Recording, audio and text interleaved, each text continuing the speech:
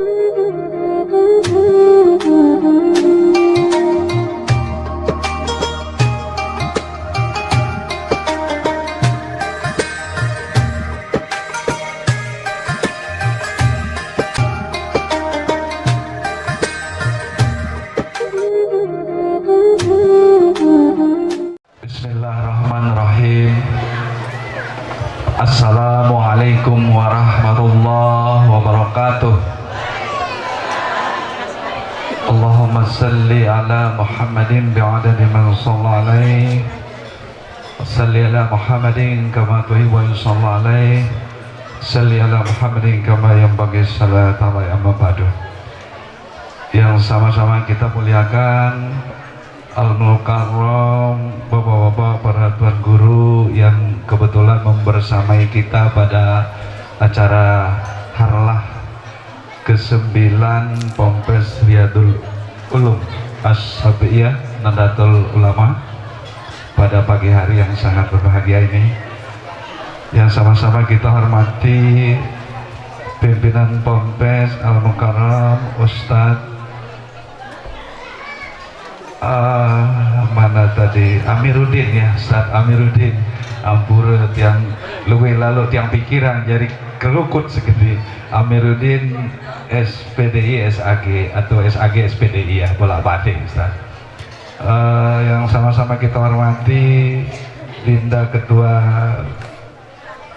Ikatan Pemuda NU ya Lombok Tengah, bapak-bapak, para tamu undangan yang tidak hafal dan yang bisa sebutkan satu persatu, insya Allah kita dalam rahmat Allah SWT, amin ya robbal alamin. Bapak ibu para wali santri yang hormati, ananda yang tersebar di beberapa tempat, para santri yang insya Allah ananda semua akan menjadi kebanggaan orang tua, keluarga, masyarakat, bangsa dan negara, insya Allah, amin ya robbal alamin.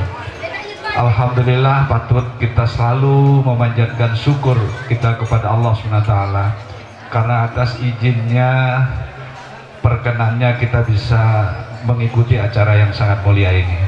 Salawat dan salam kepada junjungan kita Nabi besar Muhammad sallallahu alaihi wasallam. Allahumma salli ala sayyidina Muhammad wa ala ali sayyidina Muhammad. Selanjutnya, pertama-tama yang ingin menyampaikan pertama sekali permohonan maaf Ibu Wakil Gubernur. Ampura yang tahu persis memang pimpinan kita gubernur maupun gubernur wagub rata-rata sekitar 5-7 agenda setiap hari, dan secara fisik sulit sekali beliau akan bisa menghadiri semua undangan-undangan masyarakat yang dari sampai Apena. Tiang sendiri alhamdulillah tadi 7:30 sudah berangkat dari Mataram. Tiang ditugasi oleh Bu Wagub karena beliau sedang menerima kepala pengadilan tata usaha negara dan beberapa kegiatan lain pada hari ini. Tiang Kepala Biro Kesra Setda Provinsi Nusa Tenggara Barat yang memang tupoksinya adalah datang ke masjid, pondok pesantren, ngurus NTG, LPTG, haji dan lain-lain. Jadi diberi tugas untuk datang membersamai Bapak Tuan Guru dan masyarakat kita di sini. Adapun kalau yang berkaitan dengan tugas-tugas lain, jalan rusak, tanggul rusak, ya tentu kepala PU. Kalau ada bencana, ada musibah, BPBD, kredit sosial dan seterusnya. Jadi sesuai tugas kita masing-masing. Kalau presiden ada menteri, maka gubernur ada pembantu-pembantunya, kepala dinas, kepala biro dan setingkat itu yang akan selalu membantu Bapak Gubernur untuk mendatangi masyarakat.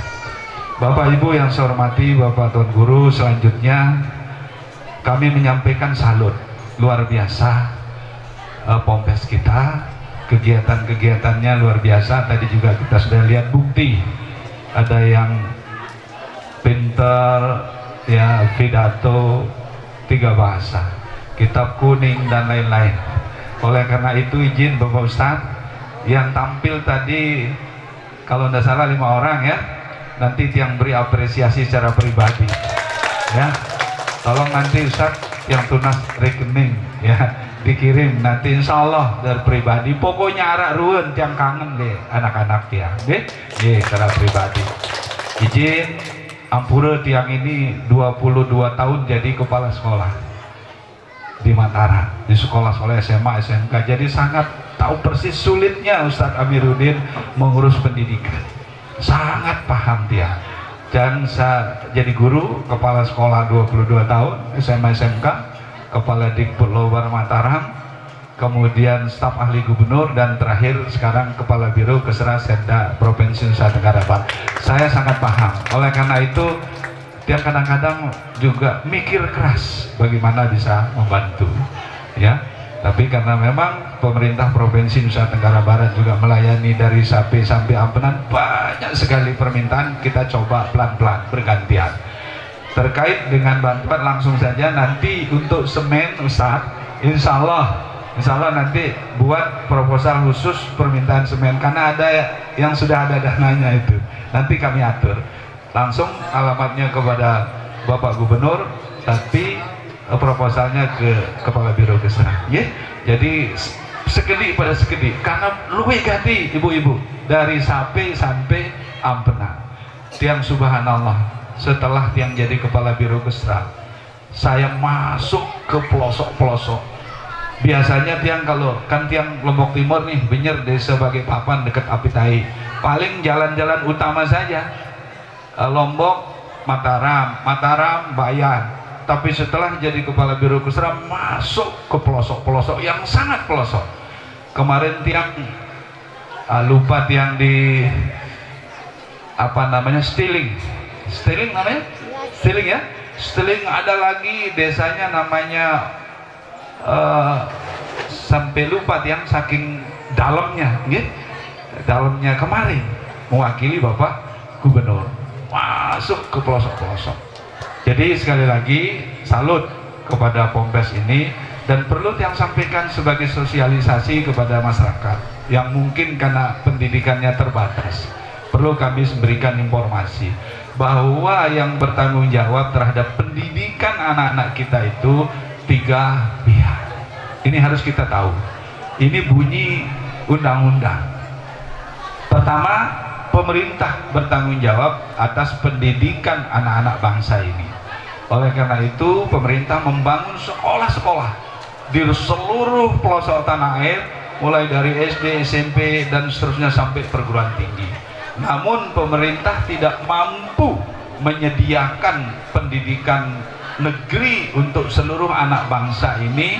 Oleh karena itu kita patut bersyukur ada kelompok yang kedua, pihak yang kedua, yaitu organisasi kemasyarakatan, keagamaan seperti NU, NWDI, Muhammadiyah telah membangun lembaga-lembaga pendidikan pondok pesantren yang sangat luar biasa dan sangat membantu pemerintah.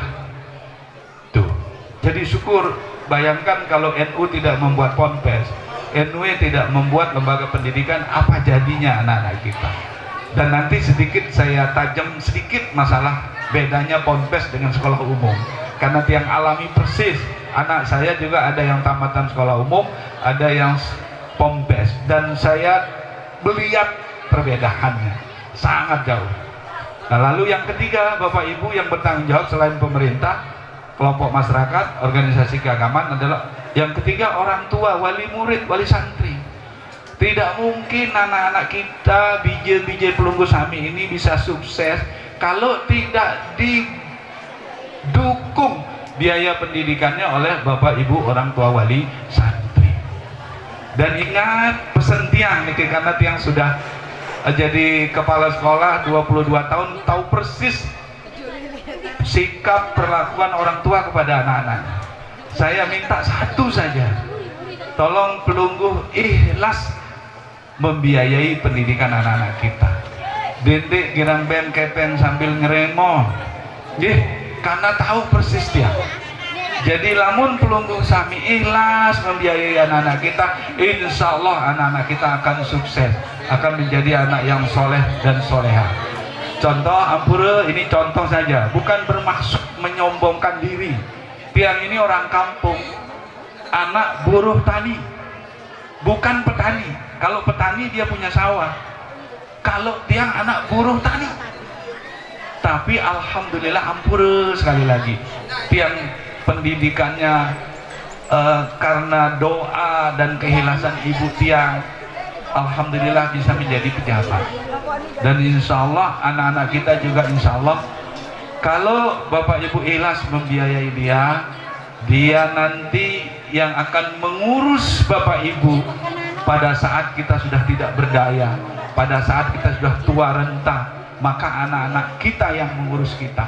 Kalau kita baik mengurus pendidikannya, insya Allah anak kita yang mengurus kita. Bahkan anak-anak kita yang soleh-solehah ini yang akan mendoakan kita untuk masuk ke surganya Allah Subhanahu wa ta'ala. Tiang ingat waktu tiang mau SMP bu, dari Benyer jauh SMP-nya, SMA-nya juga jauh. Ibu tiang itu tidak pernah saya lupa kata-kata omongan beliau itu, karena bapak tiang itu almarhum pada saat tiang SMA, tapi saat saya kuliah ibu saya yang terus mendukung dan mendoakan dia nyampaikan begini, bapak ibu, contoh saja, orang tua saya orang awam, tidak sekolah, ke anakku sekolah baik apa jasa arak terjuang yaunin ibu tiang. Alhamdulillah, lamun di nara berotang wah lagu ikhlas, insya Allah anak-anak kita akan sukses. Ini pesan tiang kepada bapak ibu, orang tua, wali murid, karena saya alami betul. Ini kalau kita ikhlas membiayai walaupun kecil, anak-anak kita menjadi anak yang sukses. Lalu tadi saya katakan beda ponpes ya dengan sekolah umum bapak ibu, karena tujuan pendidikan nasional kita bapak ibu, saya akan sampaikan kepada kita, yang pertama mencerdaskan kehidupan bangsa, lalu mencetak peserta didik termasuk di pondok pesantren yang apa? Pertama dia katakan bertakwa kepada Tuhan Yang Maha Esa, yang kedua berakhlak mulia, baru cerdas, terampil, mandiri, bertanggung jawab.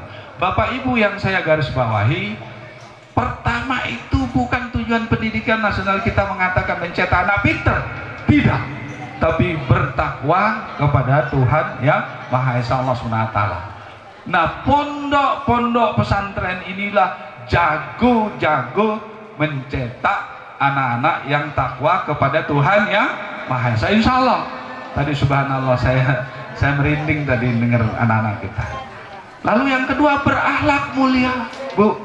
Akhlak mulia ini sangat berat sekali. Tiang pernah menyaksikan dengan mata kepala tiang anak-anak yang tamat di lembaga pendidikan yang saya pimpin setiap tahun minimal 600 orang setahun sekali tamat, 600 500, karena sekolah-sekolah besar, SMA Ampenan, SMA, SMK 2, SMA 3, 500 600 tiap tahun. Tapi dari semua anak-anak kita itu bapak ibu, arah sekolah, terurus di sekolah. Kalau yang pendidikannya dari rumah sudah baik, bapak ibunya sudah ngurus pendidikannya baik, disekolahkan di pondok pesantren tingkat sanawiyah atau diniyah atau ibtidaiyah, di SMA itu enak diatur, salam, cium tangan. Anak-anak yang sudah bagus pendidikannya dari rumah, lagu kanak-kanak seandainya turus si dengan doanya ndak keruan pendidikannya, mohon maaf, wah nyanyal, wah nebodo, wah netela, jadi diangkerok di sekolah macam-macam. Jadi terus terang 22 tahun yang jadi kepala sekolah, sangat banyak persoalan anak-anak. Tapi kalau yang jebolan-jebolan pondok pesantren dari tingkat ibtidaiyah, sanawiyah dan seterusnya yang kebetulan melanjutkan sekolah umum, iya molah-molah teratur bu, apalagi yang tahfiz, yang hafizah, subhanallah, iya menurut, iya taat-taat deh gurun. Nah itulah kelebihannya pondok pesantren. Maka bapak ibu tidak salah menyekolahkan anak-anak kita di pondok pesantren. Anak tiang yang nomor 1 tamat sekolah umum, sekarang sudah kerja. Nah yang nomor 2 tamatan KPEK, sekarang semester terakhir di Universitas Islam Negeri jurusan manajemen dakwah. Tahu bedanya bu, anak saya yang di UIN sekarang ndek nuah telat jok masjid, malah tiang hilak ya anak tiang si taatnya tertib dia ke masjid, pulang dari masjid dia ngaji. Tapi anak saya yang tamatan sekolah umum saya bangunkan terus sholat subuh sampai kepok-kepok duit. Itu bedanya. Yang tamatan kapek nih kebetulan di kapek dia Malaysia, ia disiplin ke masjid, pulang ke masjid ngaji. Saya rasanya dada ini sejuk. Lagu nomor sekian niki ya nomor 3 insyaallah SMA kelas 2 perempuan. Nah, kenapa saya sampaikan kepada Bapak Ibu semua? Karena tiang mohon maaf juga bagian dari pemerintah harus menyampaikan hal-hal seperti ini ke lebih-lebih tiang juga lama membina pendidikan. Jadi ndek ne perlu kepeng luwe anak niki sukses Bapak Ibu. Pokoknya Bapak Ibu ikhlas, ya, timak de berotang, insyaallah anak-anak kita akan sukses. Ini himbauan tiang. Saya pikir itu yang bisa tiang sampaikan. Selamat harlah yang ke-9 ya untuk pondok pesantren kita Riyadul Ulum Asyafiyah Nahdlatul Ulama. Semoga pondok pesantren kita ini semakin lama semakin maju, berkualitas, berkembang, dan insya Allah mudah-mudahan kita juga bisa bersama-sama kepada keroyok-keroyok lah nggih untuk membangun ataupun memajukan sekolah ini. Seperti Pak Karo ya hanya dapat sedikit, nanti saya katakan insya Allah akan ada semen ya. Tapi anak-anak kita tadi insya Allah secara pribadi yang beri apresiasi walaupun tidak banyak, itu bentuk kesayangan saya dan kebanggaan saya kepada anak-anak kita. Saya pikir itu yang bisa tiang sampaikan. Tunas maaf jika ada hal-hal yang kurang berkenan, ada salah-salah kata, matur tampiasi atas perhatian kita semua. Wassalamualaikum warahmatullahi wabarakatuh.